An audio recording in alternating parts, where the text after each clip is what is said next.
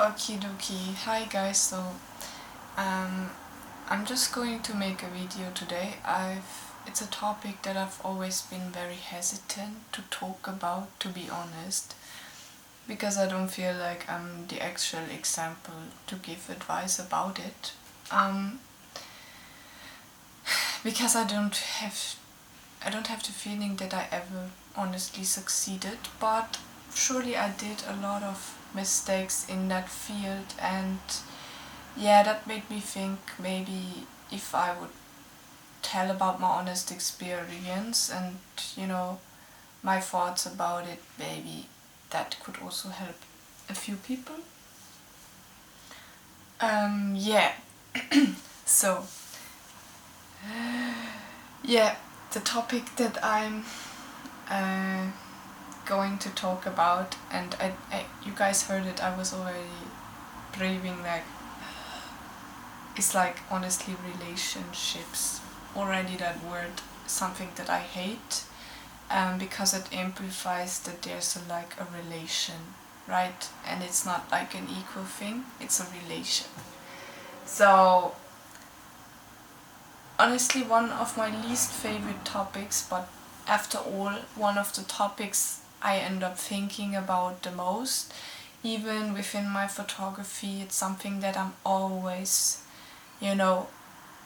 thinking about, and I'm really honestly researching it with my camera too.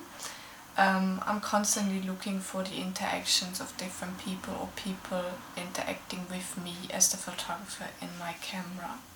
So yeah, I'm thinking maybe it would be a good idea to actually challenge myself now and to honestly see that as a valid topic too, that I'm talking about without any embarrassment or any, sort of self-doubts and critique. Yeah, because I honestly can say from the heart that I don't feel qualified to really talk about it. It's not that I study psychology, it's not that I,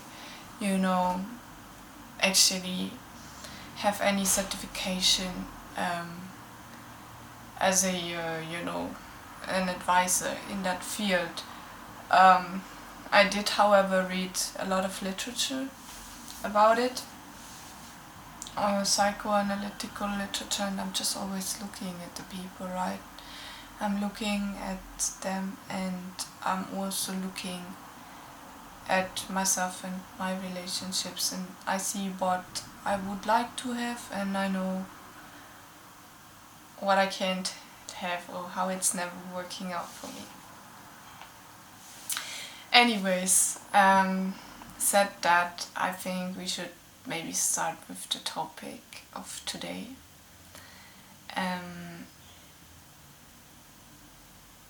I feel like I should introduce myself a little bit more. So truthfully, I think I never was able to have an actual long-term thing. I never was able to, nourish a thing. It's not that I didn't want to, but it's just that I guess there was so much doubts in my head about the person in the first place that I was honestly really always expecting the worst to happen, which eventually also happened. And I think I just kept the relationships alive by blaming faults of them onto myself and saying sorry for the things that I shouldn't have said sorry about. And I think now I'm honestly trying or starting to learn to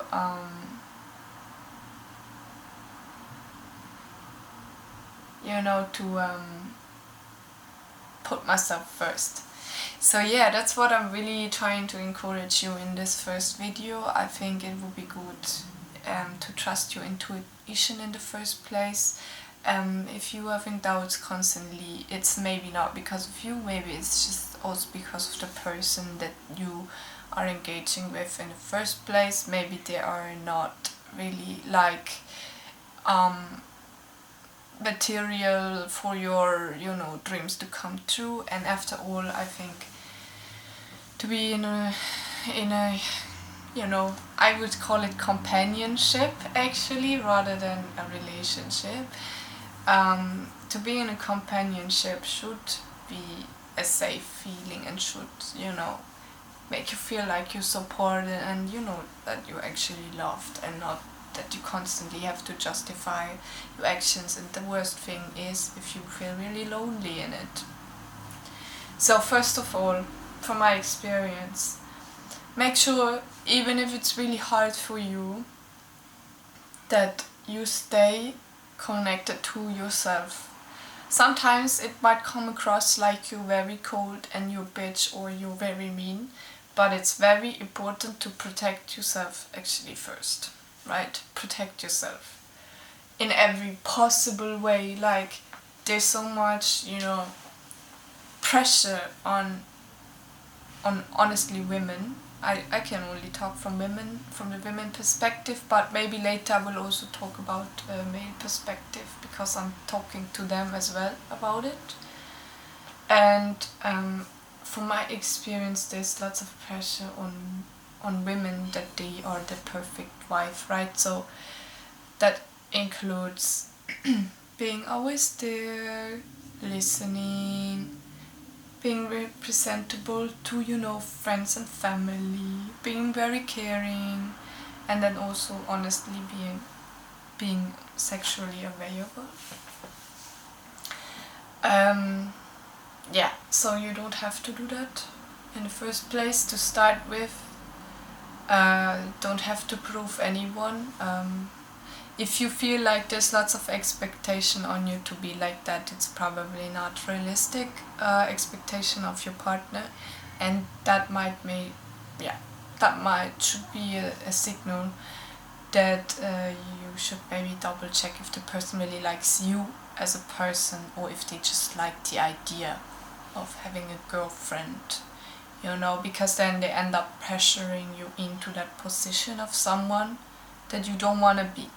If you're honestly in a happy relationship, you should feel like you can be yourself, even, you know, with your negative habits. Because every one of us has honestly their trigger points and moments where we get unrealistically, you know, as upset about, and yeah, they will accept that. And honestly, they should even help you overcome this probably traumas, or, you know, overcome this problems that you're facing within yourself. They will, you know, in contrast to a partner who's not suitable for you, they will not take it personally when you have your moments, and they will help you to actually go through, as well as you will probably help them to do the same. Yeah, so that's what I want to encourage you about or I want to encourage you to do that in this video. To start with, trust your intuition. If someone's making you feel like you're not enough and you feel extremely pressured, buried under the expectations of your partner, then honestly that's not something you want to engage in, and that's, yeah, you should trust your intuition and start to set boundaries.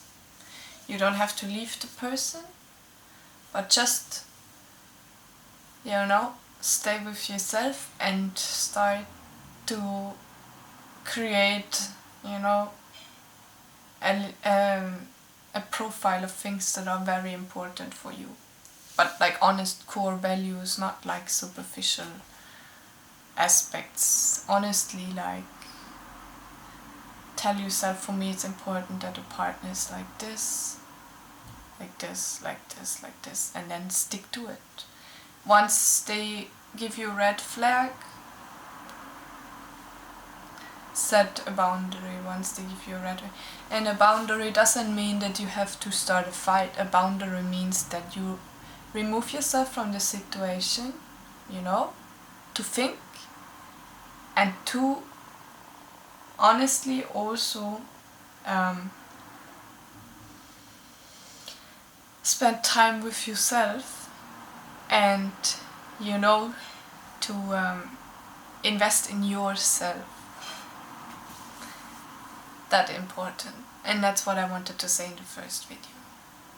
So thanks very much for watching, and stay tuned. I might upload another video when I have another thought, and yeah, it would be cool if you stay with me and subscribe, so to stay updated on more videos. Bye guys.